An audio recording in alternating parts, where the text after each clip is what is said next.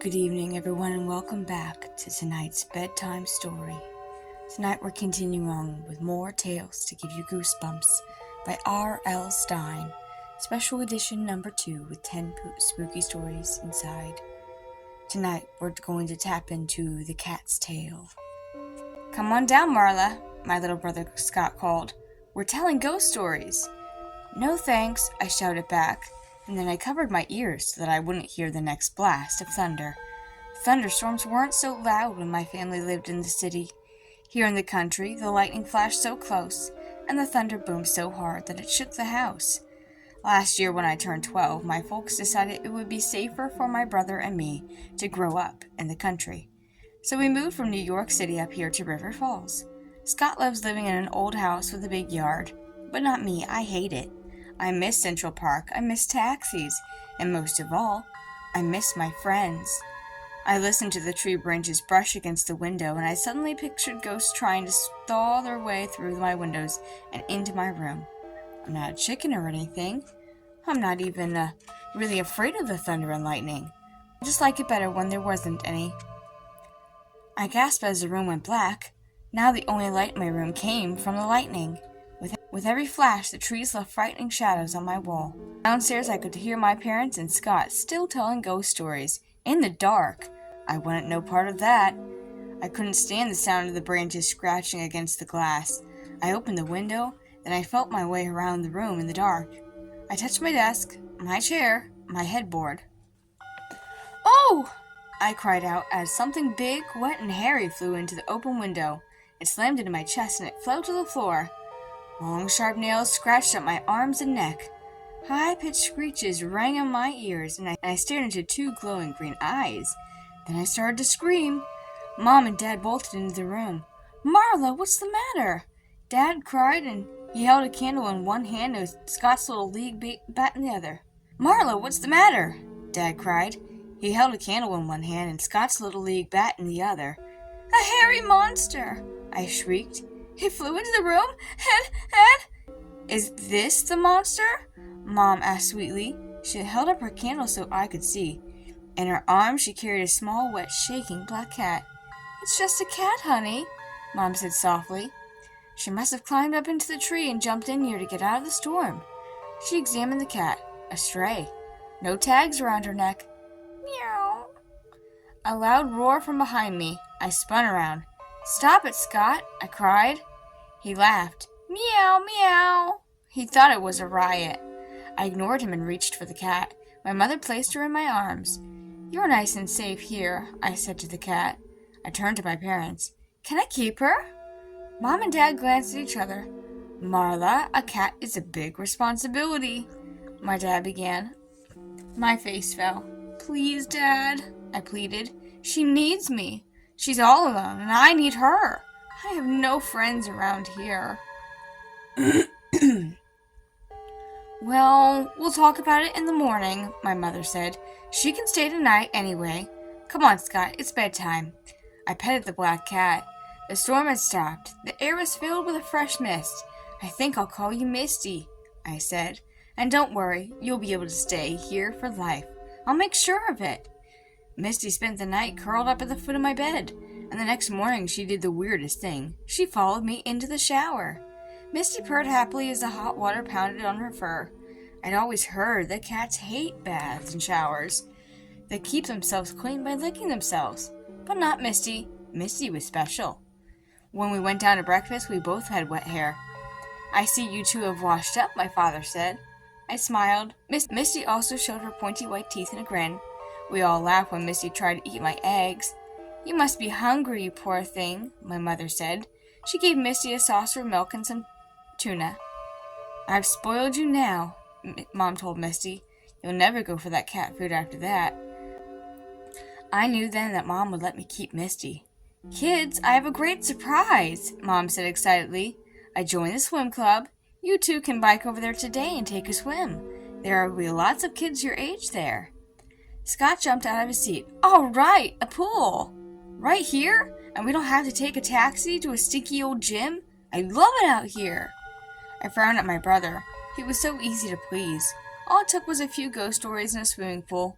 I still miss New York. But since I was stuck here, meeting some other kids didn't seem like a bad idea.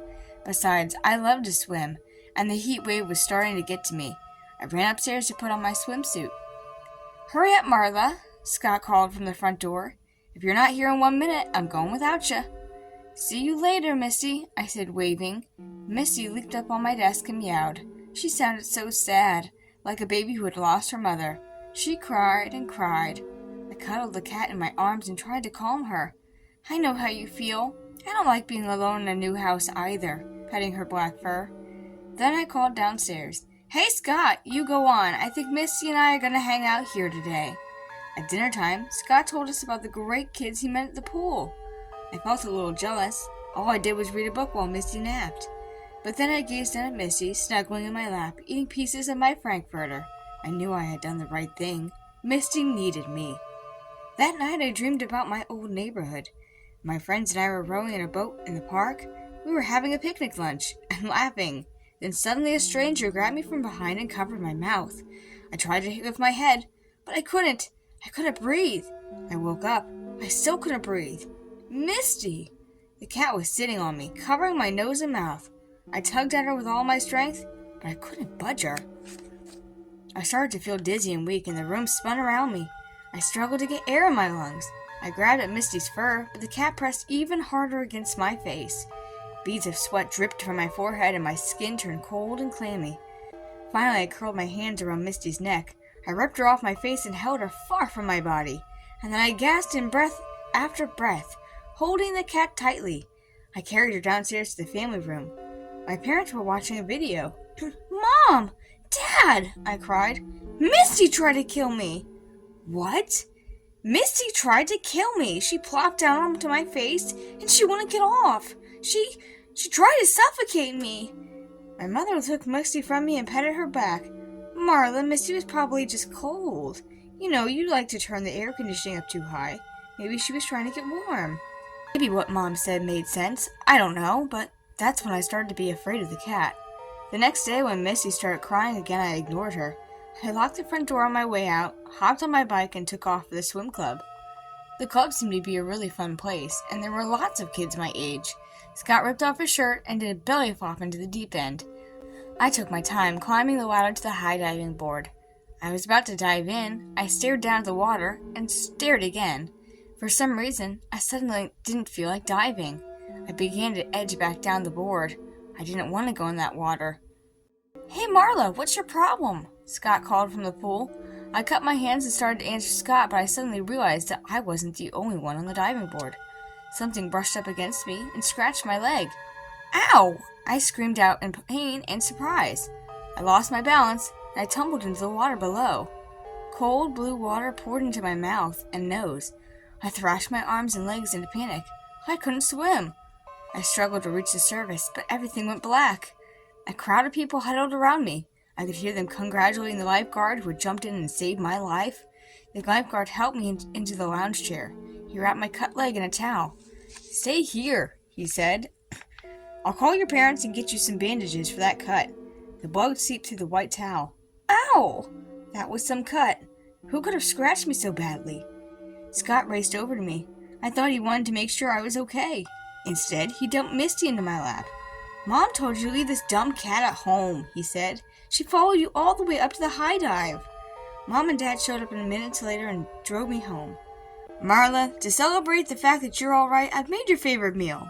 Spaghetti and meatballs," Mom said. I felt queasy. I really craved something else.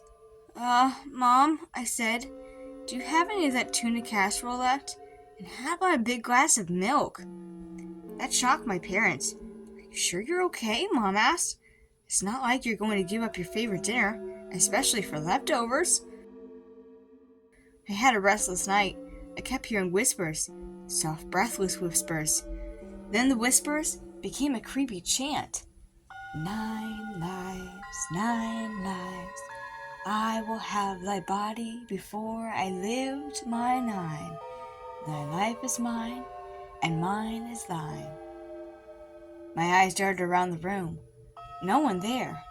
No one except Misty. Was I going nuts? After that, I couldn't sleep at all. I sat straight up in my bed and stared at Misty as she slept. Had she really spoken? The next day at swim club, I stayed as far as I could from the water. Instead, I joined the volleyball game on the back lawn. I'm not really great at volleyball, but I managed to spike a ball hard enough to earn my team a winning point. After the game, Sarah and Melissa, 2 girls from my team, asked me to go to the snack bar for ice cream. "You're a pretty good player," Sarah said. She twirled her ponytail around her fingers. "We've got a volleyball team at school. You should join. What grade are you going into?" "6th," I replied shyly.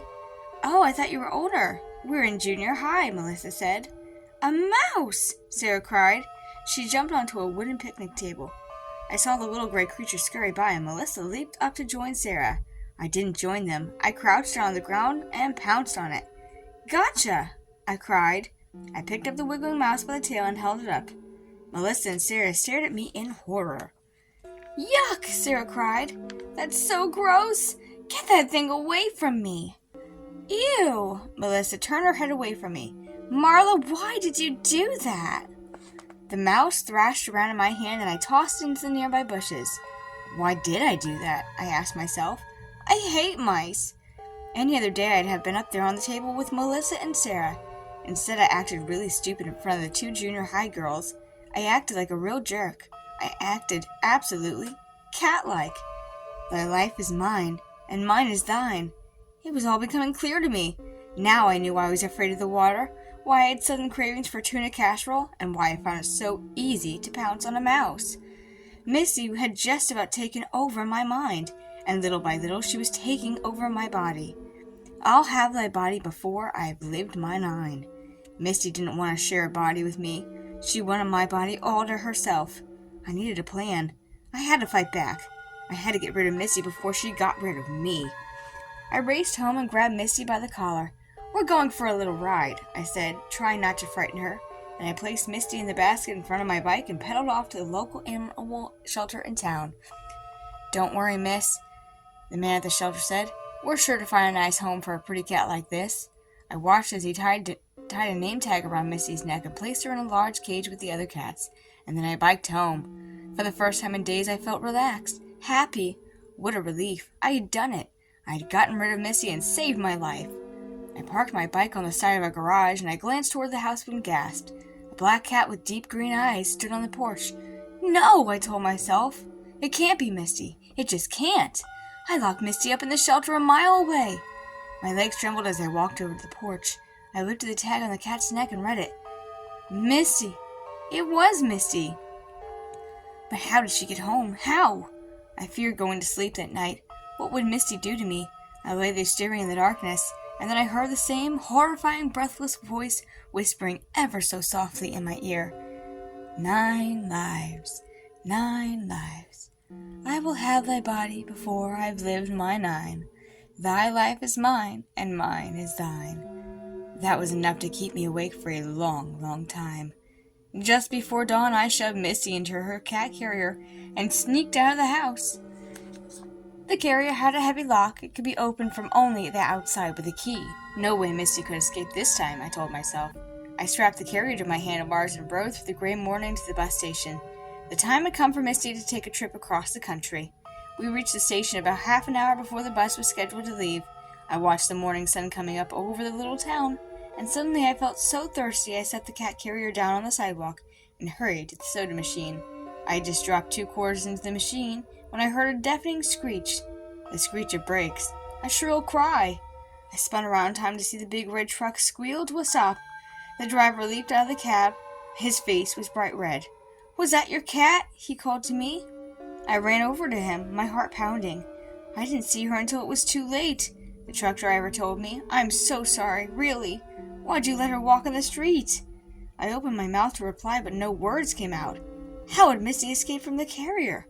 How had she broken the lock and climbed out of the cage? I didn't really care. Misty was dead. Dead and gone. And I wasn't exactly sorry. That night, I slept soundly, peacefully for the first time in days. I pulled the covers up high and snuggled my head under my soft pillow. I'm sure I had a smile on my face as I drifted to sleep. The smile faded when I heard the whispers. I sat up to a shiver and listened to the soft chant of the words. 8 lives, 8 lives left. I will have thy body before I've lived my 9. Thy life is mine, and mine is thine. The end. Thank you so much for sticking around to the end of this story. If you like the content that I'm putting up here, I'd invite you to like and subscribe and even hit the bell icon to enable the notifications to get updates whenever I post a video.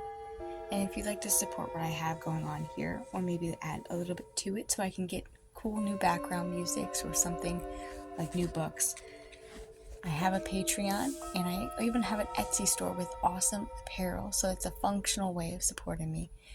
Links are in the description for the video down below. I really appreciate everybody sticking with me to the end of this video and hope that this story has given you wonderful reasons to have nightmares tonight. So for now, good night, and I'll see you tomorrow.